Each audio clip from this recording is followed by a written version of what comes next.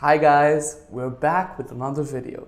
Today we'll be completing chapter 4 by covering the following topics: the main forms of business organization in the private sector, the advantages and disadvantages of each of these forms of business organization, how appropriate each of these forms are in different circumstances, and business organizations in the public sector. Let us start off with the business organizations in the private sector. There are mainly 6 types of private sector organizations, namely sole traders, partnerships, private limited companies, public limited companies, joint ventures, and franchising. We'll be starting off with sole traders. Sole trader is a business owned by an individual. They are not a separate entity, which means the owner and the business is considered to be the same in the eyes of the law and the stakeholders. We'll be looking into this in more details over this video. Another thing that you have to know is that sole trader is a very common form of organization. The reason being that there are only a few legal requirements to set it up.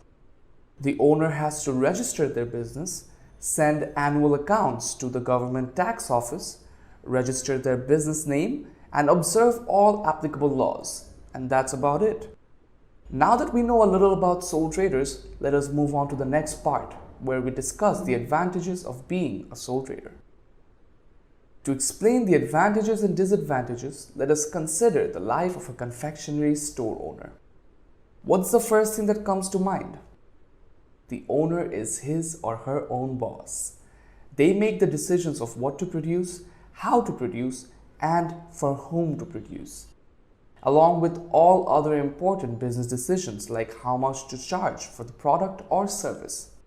With this amount of power comes flexibility and the incentive to work hard.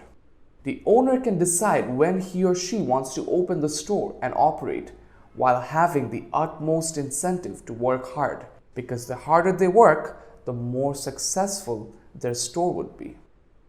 This is essentially why we see confectionery store owners open their store early in the morning and keep them open way past midnight.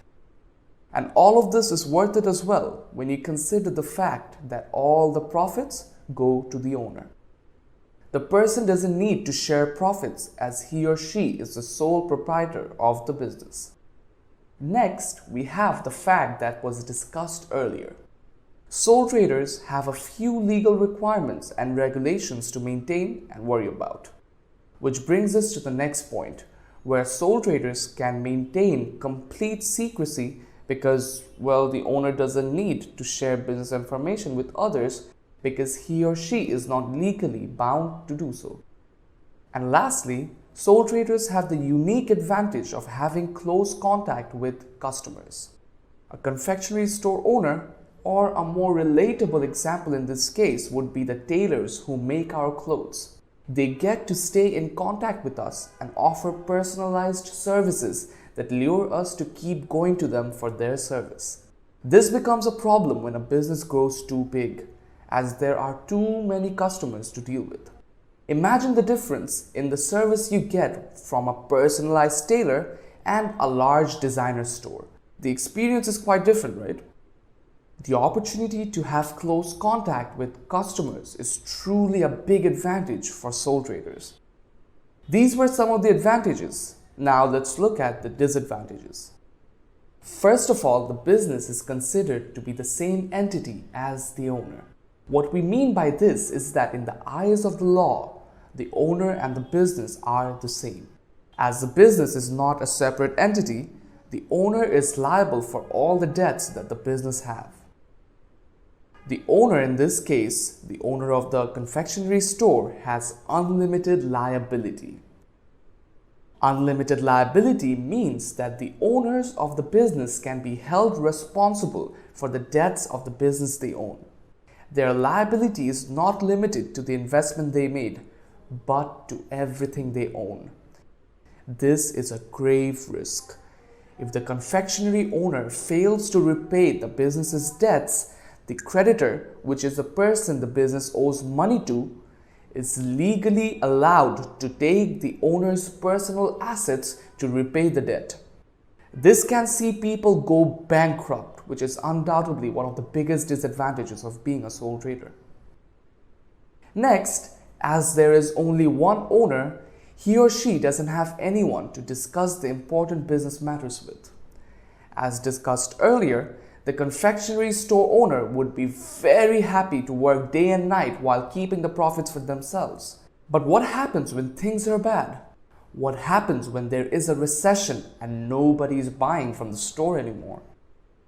They would very much seek the support of someone to discuss and take important business decisions with. If you think a little further ahead, there would also be limited capital for expansion, as there is only one person investing their money into the business. Another problem with being a sole trader is that the person is very difficult to replace. If he or she is ill and can't make it to the store, no helper can replace him or her and run the store like the owner would.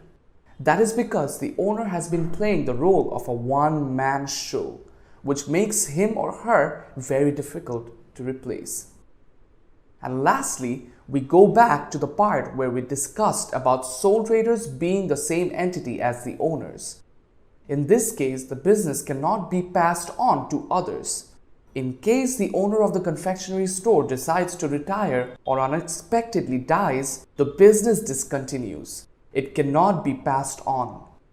And with this, we covered some of the disadvantages of being a sole trader. Now, let us take a look at circumstances suitable for being a sole trader. Sole traders are meant for people eager to set their own business up, but have limited source of finance. In this case, we see entrepreneurs start small businesses in the form of sole traders.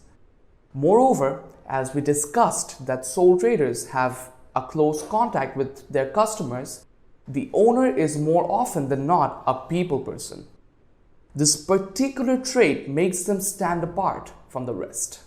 And with this, we end our discussion on sole traders.